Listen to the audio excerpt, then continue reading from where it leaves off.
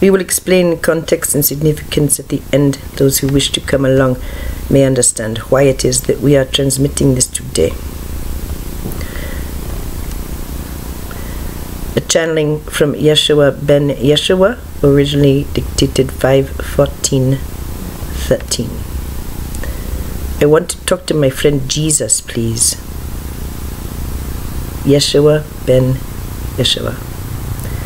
This distance you feel, the deserts, and the 2,000 years, these are constructs only. I am with you, my friend, my child, my love, my daughter. I love you and rejoice in your calling on me. I am as you once were and as you are now becoming. I had similar experiences, especially while in Egypt. The knowledge, the tests, they change in context, but never really in magnitude or significance. You have these tests now, using other devices. You have no pyramids to cone the energy, and there are no sites you all access daily, as in the old times, that are said to be the navels or the mouths of this earth. You will, but in the meantime let it be said that these are devices as well. They are to remind you of your own pyramidal nature, your own inner quest, your own symmetry, your own grandeur. Many of these mysteries look flimsy and frail from the back end. They are anything but walking into them. There are those who are having their time with swirling demons, temptations, tests, and breakthroughs, as did I. These are not little things, and anyone in distress is on a sainted mission. The bed of nails they lie on nightly is of their own design. The intolerance bubbling into their mouths, self-inflicted, self-appointed all. You know not to think twice about many of the things others are consumed by, and that is just fine, for you are consumed by other matters, and that is all. You each are walking fires, conflagrations, as this light is manifested within your living DNA. You are on fire, and your fascinations change. Your desires and goals and interests may also change, just as the flame in a campfire leaps and dances and sparks. The fire is not bad or wrong for being big, for leaping and for dancing and for sparking. It is not. The ones around the fire in the dark, they may see the sparks as a sign of coming disaster. A spark riding the breeze in the dark of night around a fire, this spark can too be seen as a messenger, a relative of the bonfire. A messenger is right. A spark can bring down a mighty fortress, you know. There may be very just reasons for the onlookers' fear. Perhaps they are remembering other conflagrations they have witnessed, maybe one or two where they themselves went up in the flames. Perhaps they recall fires that they themselves set, which destroyed a civilization. You do not know who it is who sits with you in the dark, our loves all. Fire bad. This is what the constructed creature said. The amalgam, the creation. The creator understood fire was good, and that the creature was functioning with a design flaw. We just took you on a journey. Yours is not to interpret, not now, with us. Ours is to interpret. Stand back and let us explain. This construct you participate in so wholeheartedly. It is a game, and you saw how it is as one grain of sand on an enormous planet of beaches, your earth, your light on this earth, seen big, then small, then as a pebble on the beach. And then, as always, the question must come, if this is so, if I am so small, if I can be aware of myself within a grain of sand, or within a planet? Are these things real? This is a valid question, and one that can only be answered obliquely. What is real is that which sparks an appreciation of the love of the all, of self, of the all. Is it a grain of sand? Is it Jupiter lying on the beach of the picture we gave you? It is hard to tell, is it not? And does it really matter whether it turns out that this is all occurring for you within the mind of a sleeping giant? We give you now the image of a blade cutting your skin, but there is no line, no mark, no blood. Is the knife real? Is the anticipation of what always follows the touch of a blade? We ask you to relax into the knowledge that as such there is not one thing you cannot experience or bar from your experience here as you sit in your chair. We caution you to use the thought bar from your experience with extreme caution. For most individuals are still functioning with less knowledge regarding how their emotional and mental fields operate simultaneously to master conscious release. Release in this energy is done how Satori channeled, the way you know works. Feel the sickness, own it, and then declare it ever null within your field. Feel it, bless it, release it. Do not anticipate its return. Simple. We ask you to consider a bean. It sits in a pot of cold water all by itself. It has no idea what will come next for it. It is counterintuitive to the bean to be alone in a pot of water. The bean prefers company and knows that it tastes best when complemented by other beans, its friends. It sits, it floats, actually in this vast ocean of salt water, wondering what comes next, until it simply forgets it is in the water at all. This bean, he is a forgetful but handsome and helpful little fellow.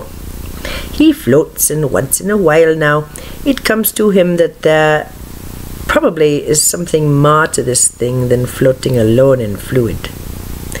Yes, there has to be more.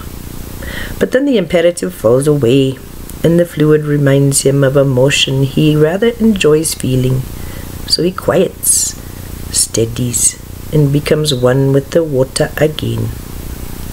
And so, this goes on, but we will never know exactly how long, because as the bean is floating, something is occurring within its casing.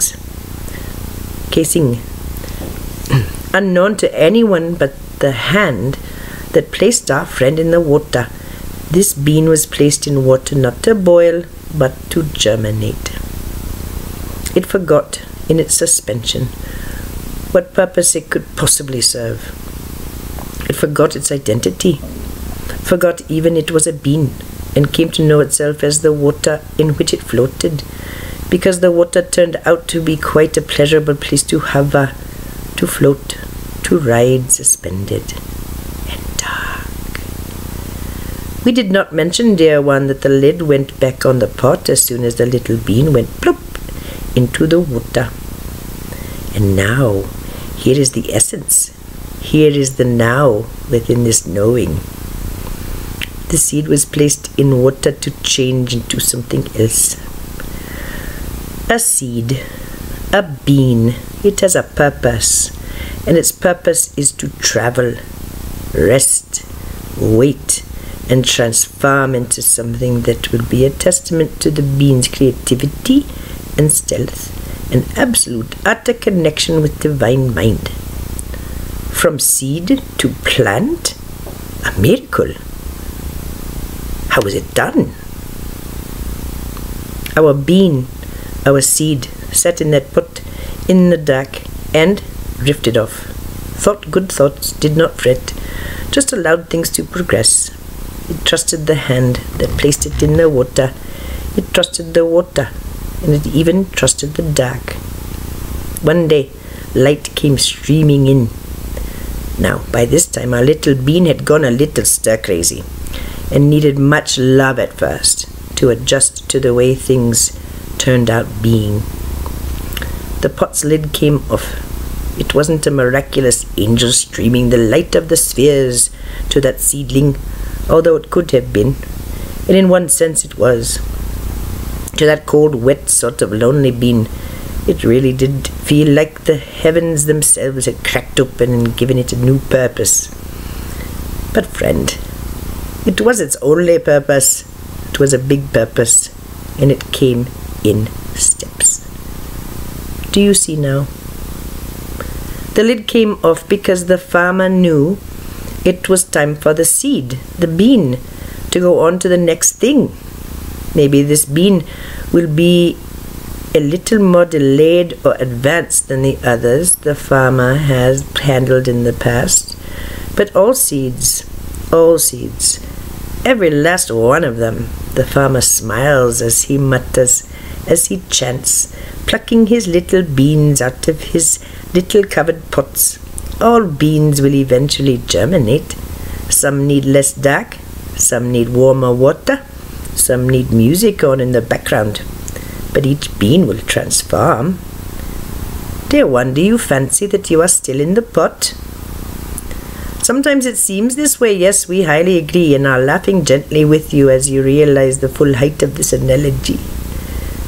You have been picked up, little tendrils of will coming from your casing. You were planted in the very dirt of Gaia quite a while ago. You went back to sleep.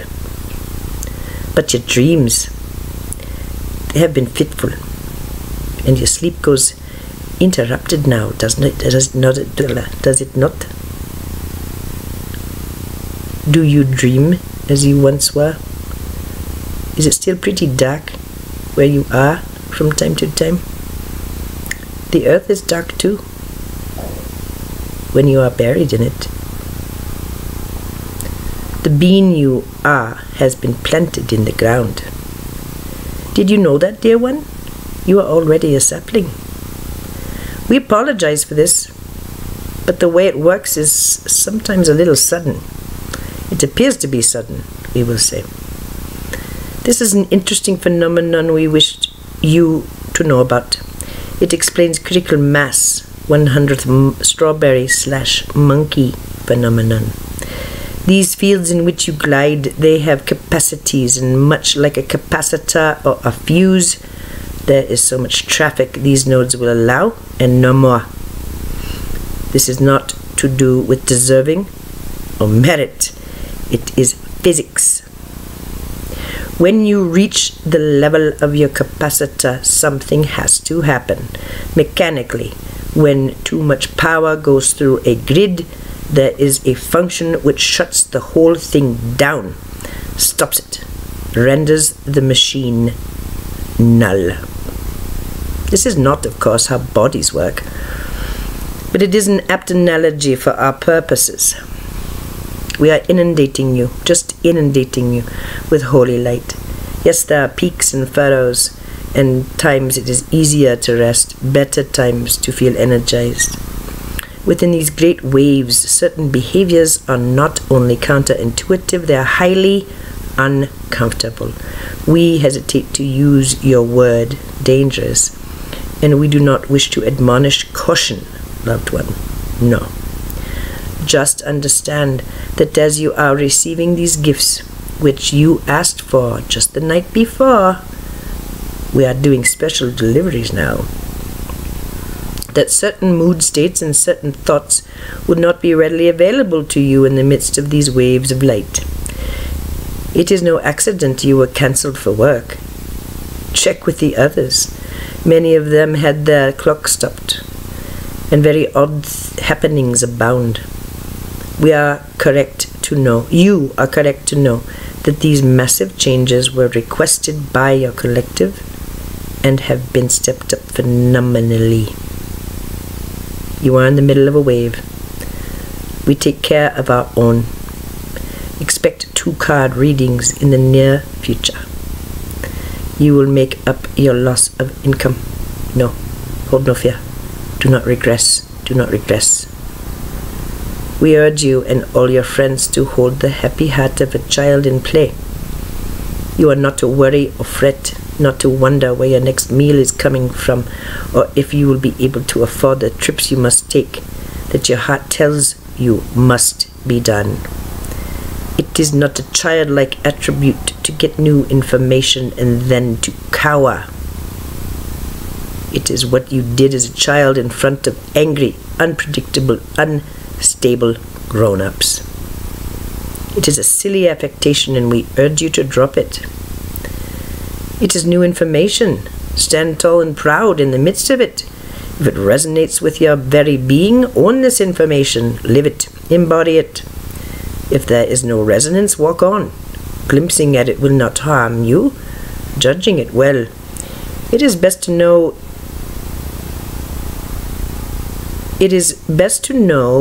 if you are holding judgment with new information. This is the function of your higher ego mind. Use proper focus. Be clear. Then proceed with joy and gratitude and abandon. Smile. Why are you here, love? Why are you here? Is it to be famous? Is it to be in sexual partnership with someone who also embodies divine love? Is it to be able to walk into a room and finally, one day, feel nothing but goodwill from everyone you encounter? This is a dream of yours, a firmly held one, this last. And we tell you that Kuan Yin's Bodhisattva energy is at work here. This makes your heart feel as if everything makes sense. And until the last human on earth is confronted with a difficult situation and does his work gladly, you will remain. You must. You know the plan is a simple one. Therefore, it is a sure one. And it is a complex one. Must be. Macro, micro, above, below, within, without. Nothing you taste, nothing you touch, nothing you smell this day is anything less than a pure and direct emanation from your God to you. When the last soul understands this, you are free. And we know you will hold no true soul satisfaction until that day comes. Understand that day is indeed that. Today is indeed that day, our beloved. Stop. Feel the truth in this. Today is the day you are released from your duty, dear one, ancient one, old and tired one. We wish you to have this gift. Your heart is a full one, and you need this to manage as a physical human, knowing certain things as you do, and not others. There is no one here who wishes you any harm. The ones you meet, have met, and will meet have an obligation to you. Some of these obligations are what you would call lesson still. But you have found your lessons to now be or have the breath of poetry. And you understand now, dear one, that even in the midst of pain so bad you must return into a bathroom and weep. Release the fear, release the sadness. You are standing taller, and you own your very own ancient truths in brand new ways. What do you want? Yes, with this question comes the unspoken one, the more important one. Who are you? And which you wants what? And what is the best thing for all of your use? Only someone in ascension status would even know the sense this sentence speaks with. It appears as gibberish to the uninitiated. Now do you see? These myths that the truth is buried within the obvious. It is no myth at all, not at all, not at all. We find it pleasing that there are still many who do not know of this madness you carry, and we are pleased to see you work this out for others, as this is a barbed path. What do you want? Who is asking? Consider asking yourself this question prior to petitioning the heavens for a dispensation. This does not imply you do not have help, dear one. It implies that you are far more capable, mature, and clever than you give yourself credit for. You know of this place, the place the brave ones go, where you look around and wonder to yourself if you have permission to be doing this or that, thinking a thought, doing a little thing which brings peace or joy. We invite you to inhabit that place every moment of every day of the rest of your life. If you have someone's permission, you are thinking too small, living too small, not owning the reality and the beauty and the power around you, coming through you, informing you, and instructing the very matter confounding you to bend in a way which confounds. Oh, my loving creature, my soul, my friend, you do not understand as yet your true worth and your power, and this is as it should be. You were once admonished to be as wise as serpents and as gentle as lambs, and this time has not yet passed from this earth, although it is appreciably different than when you were originally urged to say that. And the lamb thing has been distinctly perverted, but the admonishment stands. It is true and square and right. There are among you many people who do not understand their roles in their own lives.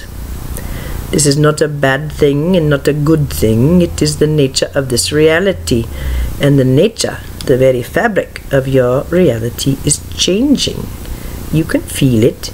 Your friends know of it, and everyone you encounter, even your cats, sense it. Those without words for it, they become frantic. Do you remember as an infant and a toddler how very, very angry your son was? Do you recall being frightened of his anger when he was wee, a little 2-year-old? You sensed his rage. He could not break through, was not being understood, could not make his physical vehicle do as he wished, and was still unclear with how to work the controls in certain ways, and so he was angry. More angry with you than with himself, we add.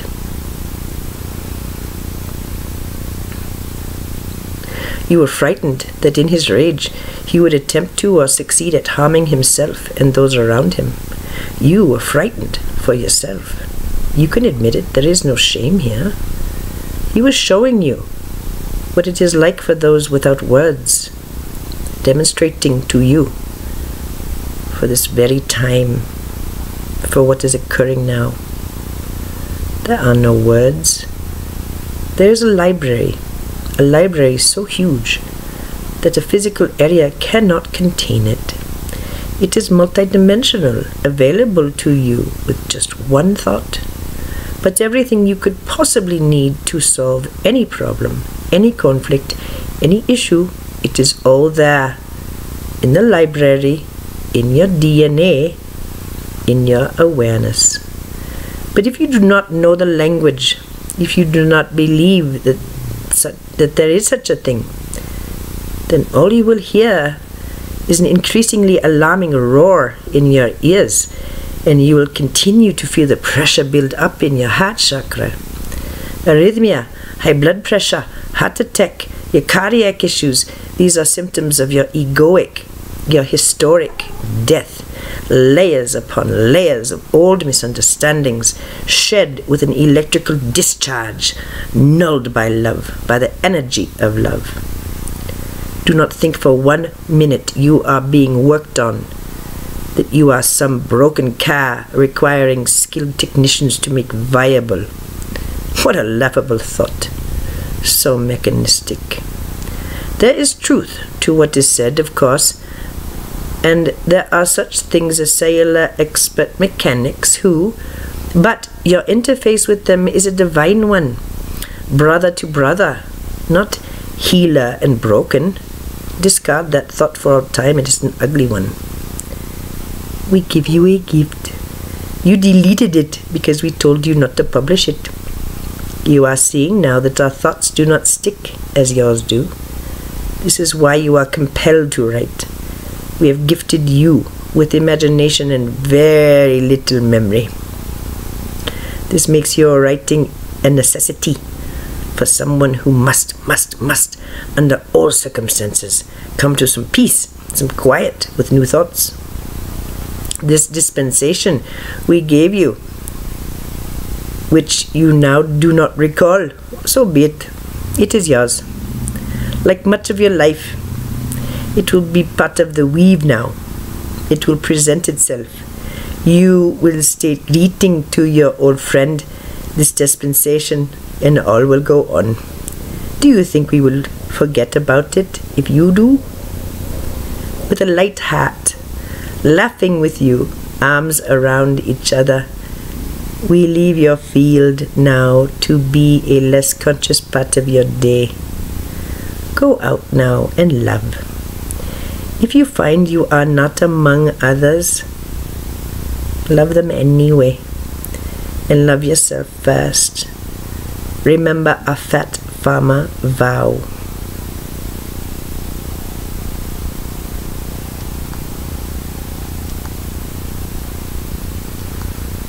The context is that of deep study, wanting to read.